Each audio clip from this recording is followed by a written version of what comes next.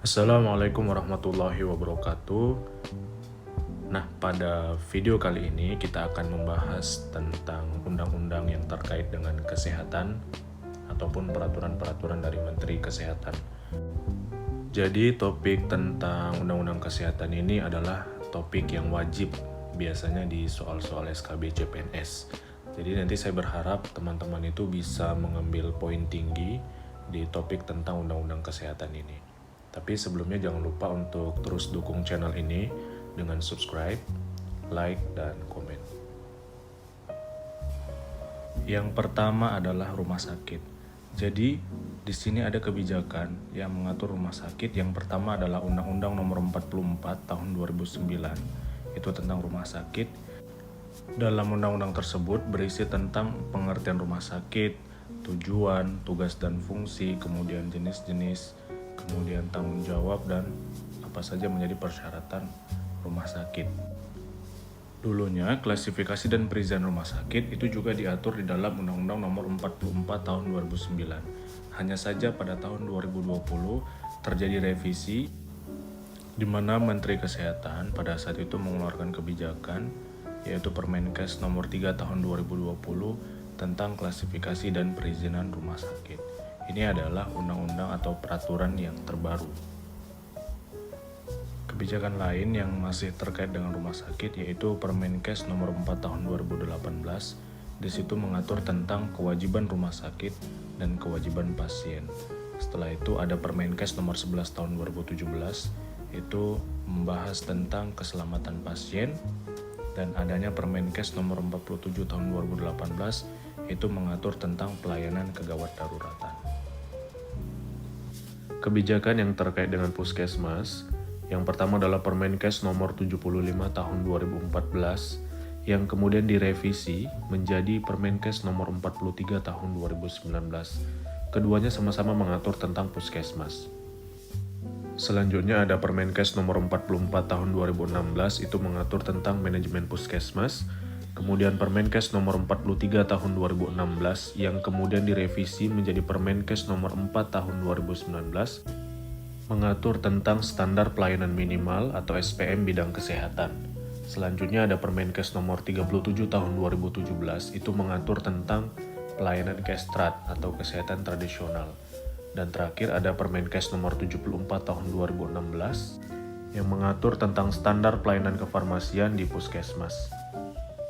Selanjutnya ada program PIS-PK atau Program Indonesia Sehat dengan Pendekatan Keluarga. Dasar hukumnya adalah Permenkes Nomor 39 Tahun 2016 tentang pedoman penyelenggaraan program PIS-PK. Kemudian ada Permenkes Nomor 19 Tahun 2017 tentang pedoman pendanaan PIS-PK. Selain itu ada Germas atau Gerakan Masyarakat Hidup Sehat yang dasar hukumnya adalah berupa Instruksi Presiden Republik Indonesia Nomor 1 Tahun 2017 tentang Gerakan Masyarakat Hidup Sehat.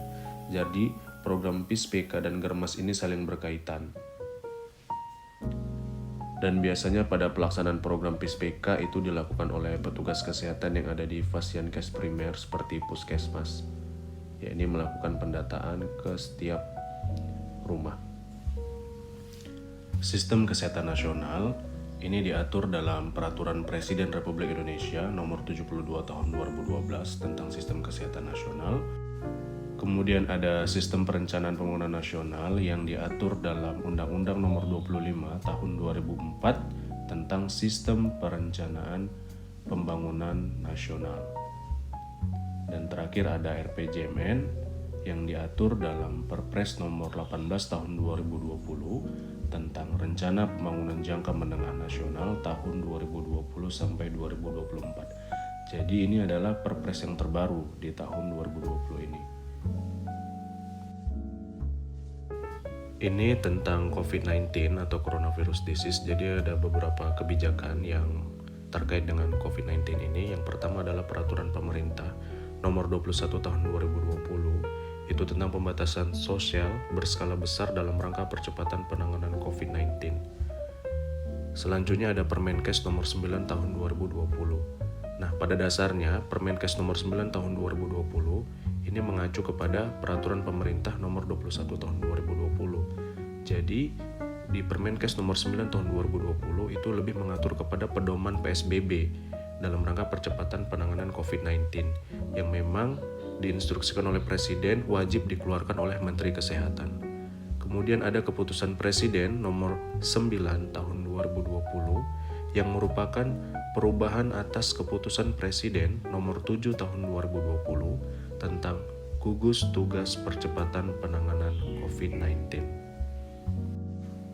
Dan ini berkaitan juga dengan Undang-Undang Nomor 6 Tahun 2018 tentang karantina kesehatan.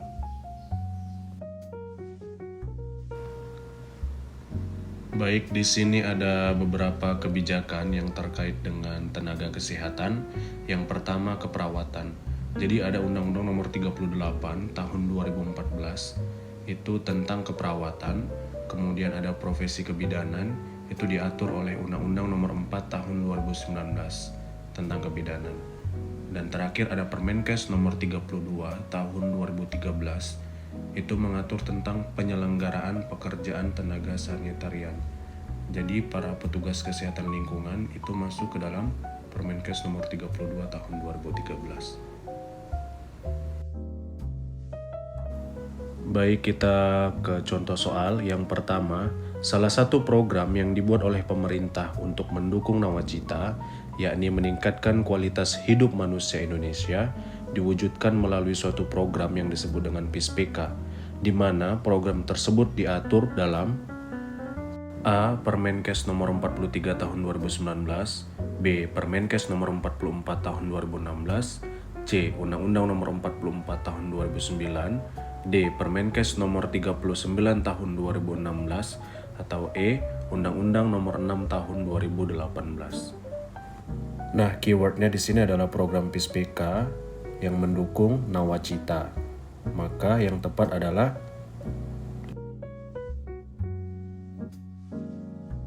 jawabannya D ya, Permenkes nomor 39 tahun 2016. Tadi juga udah kita bahas bahwa yang mengatur PISPK itu pedoman penyelenggaraannya adalah Permenkes nomor 39 tahun 2016.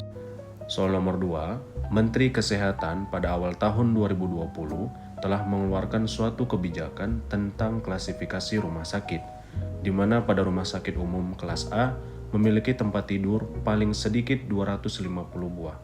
Kebijakan tersebut diatur dalam A. Permenkes nomor 43 tahun 2019, B. Permenkes nomor 3 tahun 2020, C. Permenkes nomor 9 tahun 2020, D. Permenkes nomor 4 tahun 2019, atau E. Permenkes nomor 75 tahun 2014.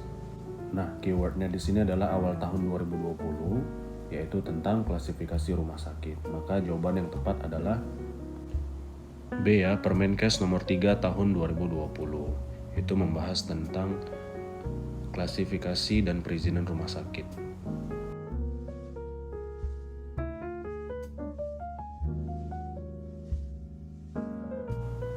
Oke, sekian dulu video dari saya. Mudah-mudahan bisa bermanfaat buat teman-teman semua. Dan jangan lupa terus dukung channel ini dengan subscribe, like, dan komen. Sampai bertemu di video berikutnya. Assalamualaikum warahmatullahi wabarakatuh.